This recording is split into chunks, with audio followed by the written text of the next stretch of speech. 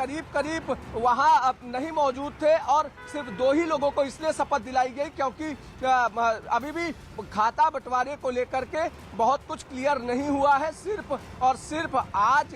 समर्थन पत्र एनसीपी, कांग्रेस और शिवसेना ना सौंप दे राज्यपाल को, इसीलिए। और दूसरी महत्वपूर्ण चीज है कि राज्यपाल को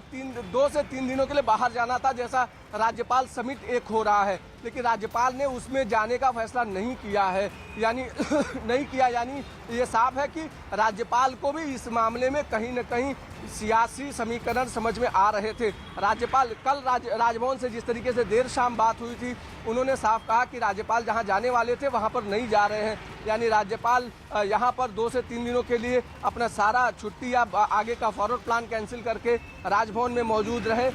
यानी इस पूरे सियासी पटकथा की स्क्रिप्ट लिखी जा चुकी थी, सिर्फ इम्प्लीमेंटेशन बाकी था अरुण। और जिस तरीके से ये पूरा सियासी ड्रामा शुरू हुआ और आज अंत हो गया, अभी ये लोग लगातार मीटिंग कर रहे हैं। 11 बजे कांग्रेस के लोगों को की मीटिंग बुलाई गई है, जहां पर इस पूरे मामले को लेकर बातचीत और डिस्कशन होगा, क्योंकि कांग्रेस को लगातार ये डर था, अरुण आप खुद रिपोर्टिंग कर रहे थे, कांग्रेस से डर था कि कहीं एनसीपी अलग हट जाएगी और कांग्रेस के लिए मुसीबत खड़ी कर देगी शिवसेना के साथ जाना, और ठीक वैसे ही हुआ। अभी कांग्रेस के एक पांव भी आगे नहीं बढ़े थे सियासत में शिवसेना के साथ, उसके पहले ही एनसीपी का इस तरीके का नया सियासी समीकरण कहीं न कहीं चौंकाने वाला है, और खासकर कांग्रेस के लिए तकलीफ बड़ा है, क्योंकि कांग्रेस जानती है कि शिवसेना के साथ जाना दूसरे राज्यों में उसके लिए अच्छा नहीं होगा, बावजूद इसके तो महाराष्ट्र की सबसे बड़ी सियासी ब्रेकिंग और एक्सक्लूसिव न्यूज इस वक्त आप न्यूज 18 इंडिया पर देख सकते हैं। महाराष्ट्र के सियासत की सबसे बड़ी ब्रेकिंग और एक्सक्लूसिव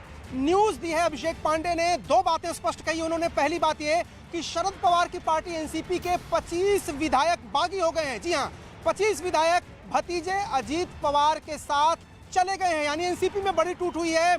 अभिषेक पांडे की ये एक्सक्लूसिव और ब्रेकिंग खबर है, इस वक्त महाराष्ट्र के सियासी ड्रामे पर सबसे बड़ी खबर है। और दूसरी बात यह कि बीजेपी के सिर्फ कोर कमेटी के नेताओं को ही इस बात की भनक थी कि ऑपरेशन